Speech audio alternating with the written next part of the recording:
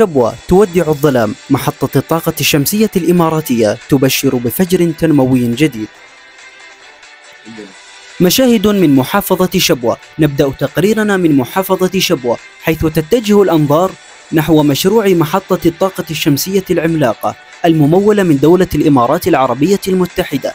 هذا المشروع الاستراتيجي يعد علامة فارقة في تاريخ المحافظة، ويأتي في وقت تعاني فيه شبوة من أزمة كهربائية مزمنة.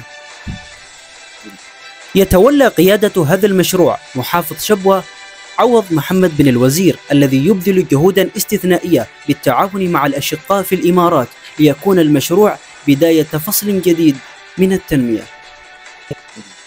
تسعى المحطة لتغطية كافة مديريات شبوة بقدرة إنتاجية تصل إلى 53 ميجا وات، وبتقنية تخزين ليلي حديثة بقدرة 15 ميجا وات.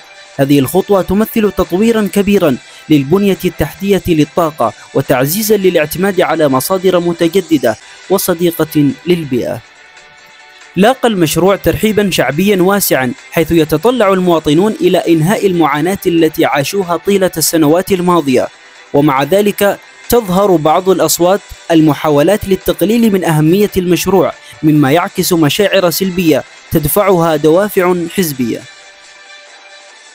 إن هذه المشاريع لا تمثل مجرد إنجازات مادية، بل هي تجسيد لحلم طال انتظاره وتغيير لواقع أرهق المحافظة لعقود. إنها بداية مسار شجاع نحو بناء شبوة الحديثة التي نطمح أن تنعم بالأمن والاستقرار والنماء. في نهاية المطاف تحمل محطة الطاقة الشمسية الأمل لمستقبل أفضل لشبوة، وتتعدى كونها مجرد مشروع لتكون رمزا للتقدم والتنمية المستدامة.